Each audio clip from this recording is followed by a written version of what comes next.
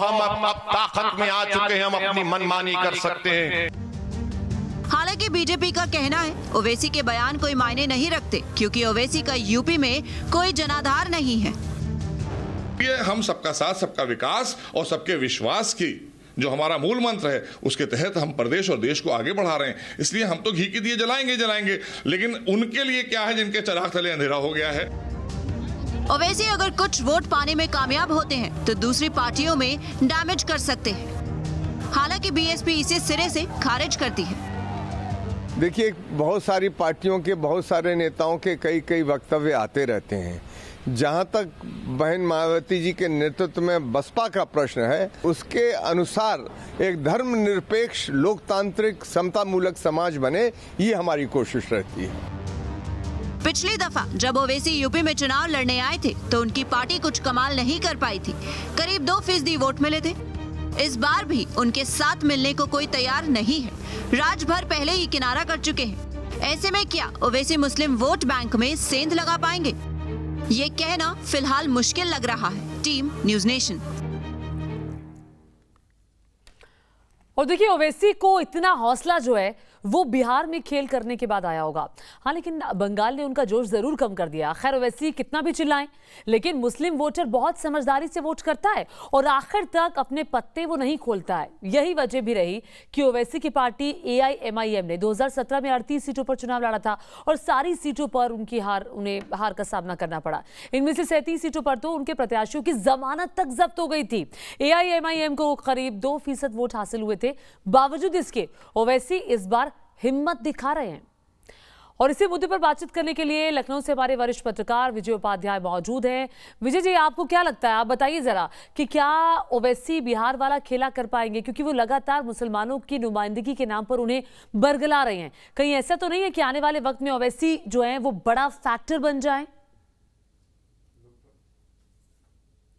देखिए, बिहार में ओवैसी की जीत के कारण दूसरे थे। वहाँ BSP और कुशवाहा की जो पार्टी है उसके साथ इनका अलायंस था, और जिन सीटों पे ओवैसी की पार्टी चुनाव लड़ रही थी वहाँ पे तो कुशवाहा और BSP का वोट इनको मिल गया, लेकिन बाकी सीटों पर उनकी पार्टियों के मुस्लिम वोट ट्रांसफ़र नहीं हुए। तो इनको तो फ़ायदा हुआ, जो इनके अलायंस थे उनको नुकसान हुआ, उनको कोई सीट नहीं मिली। तो ये बिहार का फार्मूला है। पश्चिम बंगाल आप देख लीजिए, पश्चिम बंगाल में ओवैसी को सीट नहीं मिलती है। उत्तर प्रदेश में ओवैसी मुस्लिम को कितना यूनाइट करेंगे ये समय बताएगा। 2017 के चुनाव से देखें तो 38 सीटों पे लड़े थे वो, 2 लाख वोट टोटल मिले थे उनको, जिसमें एक प्रत्याशी जमानत बचा सका था, बाकी सबकी जमानत जब्त हो गई थी। अब जो नैरेटिव उन्होंने सेट किया है मुस्लिम लीडरशिप का, मुस्लिम डेवलपमेंट का, और RSS जो है हिंदुत्व राष्ट्र बनाना चाहती है, ये सारा नैरेटिव मुस्लिम को इकट्ठा करे न करे, मेजॉरिटी को जरूर इकट्ठा कर देगी। और ये बार बार इस बात का एहसास कराना हुआ कि मुस्लिम्स को सुविधाएं चाहिए या उनके साथ उपेक्षा हो रही, जबकि समाज में ऐसी कहीं कोई स्थिति नहीं है। जी, तो खैर कितनी चाप ओवैसी छोड़ पाते हैं ये आने वाले दिनों में पता चलेगा। दरअसल ओवैसी को लगता है कि यूपी में मुसलमानों को हाशिए पर रख दिया गया है, जिससे एक वैक्यूम बना हुआ है। बस उसी वैक्यूम को भरकर ओवैसी हैदराबाद से यूपी आते रहते हैं। ऐलान ये भी कर दिया है कि 100 सीटों पर चुनाव लड़ेंगे, और ये वही 100 सीटें हैं जहां मुसलमान जीत और हार की बड़ी भूमिका निभाते हैं। ऐसे चुनावी क्षेत्र जो हैं वो पश्चिमी यूपी से लेकर पूर्वांचल तक में आते हैं। पश्चिमी यूपी में कुछ सीटें ऐसी हैं जहां मुसलमान ऐसा फैक्टर है जो जीत तय करता है। अगर बात कुल आबादी के हिसाब से की जाए तो रामपुर में 57.57% मुसलमान है, मुरादाबाद में 47.12% आबादी है, संभल में 45% है, जबकि बिजनौर में 43.03% है। वहीं सहारनपुर में 41.95% है, जबकि शामली में मुसलमानों की आबादी 41.73% है, और मुजफ्फरनगर में 41.11% की आबादी है, जबकि अमरोहा में 38% मुसलमानों की आबादी है, जो जीत या हार तय करती है। इसी तरह पूर्वांचल में मुस्लिम मतदाता कई सीटों पर बड़ा खेला करते हैं। यहां बलरामपुर में 37.51% आबादी है। आजमगढ़ की बात की जाए तो यहां 28.07% आबादी मुस्लिमों की है। मऊ में ये तकरीबन 22% के आसपास है, जबकि सीतापुर में करीब 19% आबादी है। वाराणसी में 15.85% की आबादी है। उधर गाजीपुर चले जाएंगे तो वहां यह आबादी 13.89% की हो जाएगी। मिर्जापुर में 10.63% मुस्लिम वोटर है, जो जीत या हार तय करने का मादा रखते हैं। दरअसल मुसलमानों को लेकर यह खींचतान इसलिए भी है कि अगर मुस्लिम वोट बैंक बट गया तो जीत जो है वो दूर होती चली जाएगी। ये बात समझी जा रही है। पिछली बार ज्यादा मुस्लिम उम्मीदवारों को टिकट देकर भी इतनी सीटें नहीं आई। बीएसपी ने 97 मुस्लिम उम्मीदवारों को टिकट दिया था, जिसमें से सिर्फ 5 ही जीते, जबकि समाजवादी पार्टी यानी कि एसपी ने 67 सीटों पर उम्मीदवार खड़े किए थे, मुस्लिम उम्मीदवार, जिसमें से 18 ही जीते। वहीं कांग्रेस पार्टी ने 16 मुस्लिम प्रत्याशियों को टिकट दिया था, जिसमें से 2 की जीत ही हो पाई, जबकि बीजेपी ने एक भी मुस्लिम उम्मीदवार को टिकट नहीं दिया था। फिर भी 41% वोट लेकर बीजेपी जो थी वो यूपी में सबसे बड़ी पार्टी बनकर उभरी थी। 300 से ज्यादा सीटें जीतकर इतिहास रचा था। कुल मिलाकर के 312 सीटें बीजेपी ने जीती थी पिछले विधानसभा के चुनावों में। यूपी के ये वो इलाके हैं जहां मुस्लिम वोटर कभी बीएसपी कभी एसपी को जिताते रहे हैं, लेकिन इस बार बाजी किसके हाथ लगेगी ये कहना मुश्किल है, क्योंकि पिछले विधानसभा चुनाव में कई मुस्लिम बहुल सीटों पर जीत हासिल की थी। एक तरफा हिंदू वोट बीजेपी के पक्ष में गिरा था और मुस्लिम वोट बट गया था। बीजेपी को 43% वोट बैंक हासिल हुआ था। इस बार की खेला ना हो जाए, इसीलिए पूर्वांचल से लेकर पश्चिमी यूपी तक तमाम सियासी पार्टियां हिंदुओं को साध रही हैं, मुसलमानों को भी मनाने में लगातार जुटी हुई हैं। चुनाव से काफी पहले ही खेला शुरू हो चुका है। इस बार यूपी में सियासी जंग सॉफ्ट हिंदुत्व को लेकर सामने आई है। इसीलिए राहुल गांधी मंदिर मंदिर घूम रहे हैं। वैष्णो माता के दरबार में भी हाजिरी लगा दी। उधर बीएसपी ने प्रबुद्ध सम्मेलन के जरिए सबको साधने की कवायद की। लेकिन इस बीच बड़ा सवाल ये, क्या इस बार मुस्लिम वोट बैंक के लिए खुलकर नहीं बोला जा रहा? हाँ, बस ओवैसी अकेले हैं जो कुछ ज्यादा बोल रहे हैं। लेकिन ऐसा नहीं है कि दूसरी पार्टियों ने मुस्लिम वोट बैंक का मोह त्याग दिया। दरअसल अब अंतर इतना है कि खेल पर्दे के पीछे से हो रहा है, क्योंकि सियासी पार्टियां ये समझ चुकी हैं कि सिर्फ मुस्लिम वोट बैंक के सहारे बेड़ा पार नहीं हो सकता। इसीलिए कुछ न कुछ सोशल इंजीनियरिंग करनी ही होगी। जैसे बीएसपी ने 2007 में ब्राह्मण दलित फैक्टर के सहारे सत्ता हासिल की थी। हालांकि इस बार मुकाबला पहले की तरह नहीं है, क्योंकि कांग्रेस और दूसरी पार्टियां भी इस तरीके का समीकरण बिठाने में जुट गई है। मुस्लिम वोट बैंक बीजेपी का कभी रहा ही नहीं।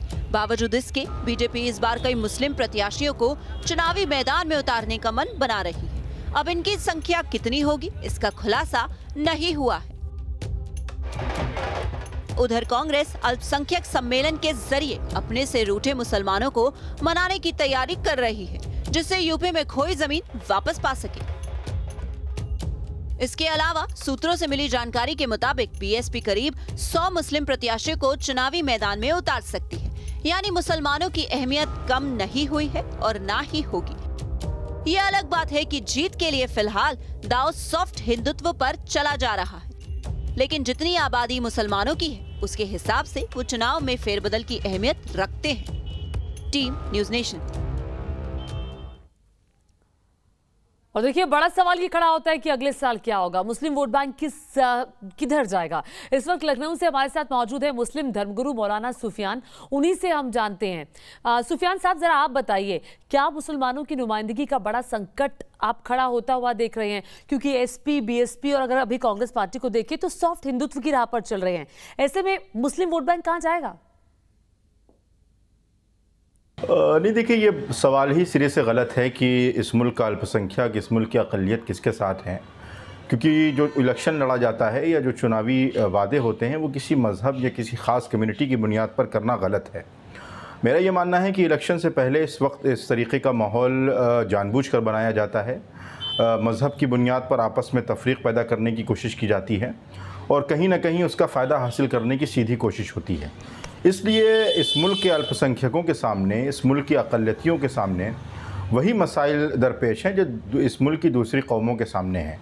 इसलिए इस बार इलेक्शन के मौके पर मेरी ये गुजारिश भी है कि मज़हब और ज़ात और बिरादरी से ऊपर उठकर अपने बुनियादी मुद्दों को मद्देनज़र रखते हुए इलेक्शन में वोट देने की ज़रूरत है और इस बात की भरपूर कोशिश करने की ज़रूरत है कि किसी भी तरीक़े की मजहबी तफरीक़, किसी भी तरीक़े का नफ़रत का बीज और किसी भी तरीके का इख्तिलाफ किसी भी बड़ी कम्युनिटी में ना होने पाए। कि सुफियान साहब, सभी राजनीतिक पार्टियों की नजर इस मुस्लिम वोट बैंक पर है, खासतौर पर समाजवादी पार्टी हो, बीएसपी हो या फिर कांग्रेस पार्टी हो। बहुत शुक्रिया न्यूज नेशन के साथ जुड़ने के लिए, बातचीत करने के लिए। चलिए अब नेशन 360 डिग्री में आगे बढ़ते हैं और आज के अगले मुद्दे की बात करते हुए बात करेंगे पड़ोसी मुल्क श्रीलंका की, जहां श्रीलंका गंभीर आर्थिक संकट से गुजर रहा है। आर्थिक संकट जो है श्रीलंका का वो इतना गहरा गया है कि राष्ट्रपति गोटाबाया राजपक्षे ने देश में आर्थिक आपातकाल घोषित किया है। श्रीलंकाई रुपए की कीमत में भारी गिरावट आई है। उसके कारण जरूरी सामानों की कीमतें बढ़ने से श्रीलंकाई राष्ट्रपति ने यह कदम उठाया है। श्रीलंका में आपातकाल लागू होने से दुकानों के बाहर लोगों की लंबी लंबी लाइनें लगी हैं। लोगों को सामान मिलने में भारी दिक्कतों का सामना करना पड़ा है। महंगाई भी आसमान छू रही है। चीनी हो, चावल हो, दाम जो हैं आम आदमी की पहुंच से बाहर होते जा रहे हैं। पर्यटन और चाय उद्योग भी चौपट हो गया है। देश की अर्थव्यवस्था को भारी नुकसान पहुंचा है श्रीलंका में। श्रीलंका में महंगाई के हालात इतने बेकाबू कैसे हो गए, आइए वो आपको अब समझाने की कोशिश करते हैं कि हुआ क्या था। श्रीलंका में चीनी की मिठास डरा रही है। चीनी के दाम इस वक्त श्रीलंका में क्या है आप जानते हैं? 225 रुपए प्रति किलो तक पहुंच गए हैं। वहीं चावल की कीमतें भी आसमान छू रही हैं। 1 किलो चावल के दाम है 120 से 225 रुपए श्रीलंकाई रुपए हैं ये। सब्जियां भी आम आदमी की पहुंच से बाहर हो गई हैं। 1 किलो प्याज जहां 120 रुपए में मिल रहा है तो वहीं 1 किलो आलू की कीमत 120 रुपए तक पहुंच गई है। महंगाई की इस मार ने लोगों को तो बेहाल करके रख दिया है। लोग परेशान हैं। श्रीलंका आखिर कैसे गंभीर आर्थिक संकट में फंस गया? तो इसकी एक बड़ी वजह है वहां के पर्यटन उद्योग को हुआ नुकसान। दरअसल श्रीलंका की जीडीपी में करीब जो 10% का हिस्सा है वो टूरिज्म सेक्टर से आता है।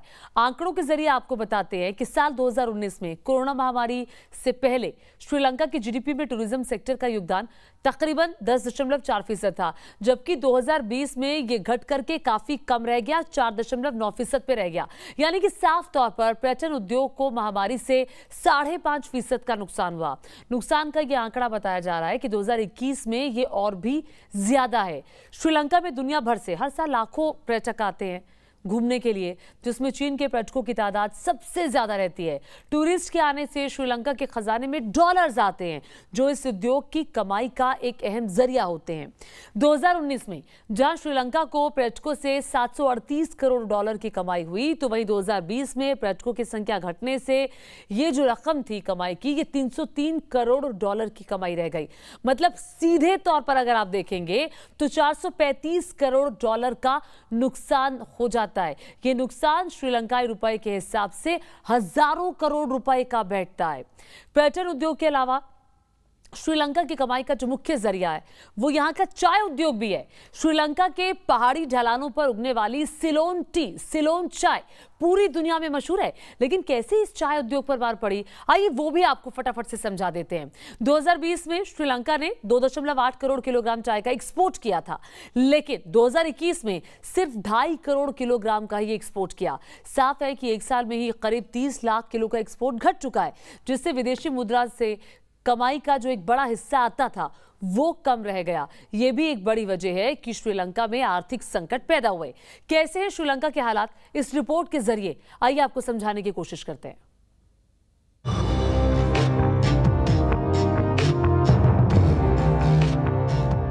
हिंद महासागर के बीच बसा छोटा सा देश श्रीलंका दुनिया भर में अपनी प्राकृतिक खूबसूरती के लिए मशहूर है।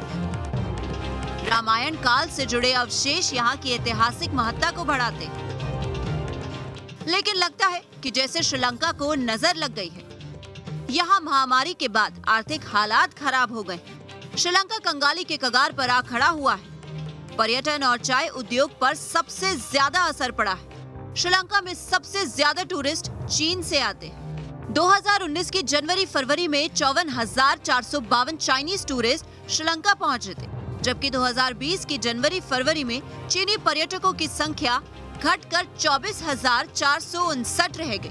2021 में इसी दौरान इसमें भारी गिरावट और ये संख्या महज 144 रह गई। श्रीलंका का चाय उद्योग भी वहां की जीडीपी में बड़ा योगदान करता है, लेकिन उसको भी भारी नुकसान हुआ है। जुलाई 2020 में चाय से कमाई 24.33 अरब रुपए थी, लेकिन एक साल में यानी जुलाई 2021 में ये कमाई 1.31 अरब रुपए घटकर 23.02 अरब रुपए रह गई।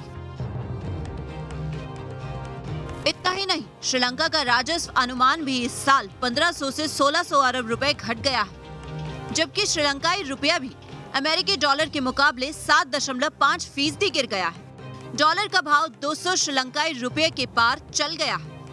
From the beginning of the pandemic, the government mismanaged the situation, and right now, Sri Lanka finds itself in a major economic crisis. So Sri Lankan citizens are now facing a severe economic crisis, and the government has declared an economic emergency. It's an unforeseen situation in Sri Lanka, and many importers, many traders, the trading sector is already in a confused state because they don't know what's happening, and the government also doesn't offer a clear view to the public.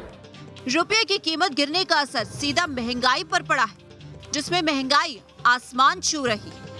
चीनी, चावल, प्याज और आलू की कीमतों में भारी उछाल आया है। दूध, मिट्टी के तेल और रसोई गैस की कमी हो गई है, जिसके कारण दुकानों के बाहर लंबी कतारें लग गई है।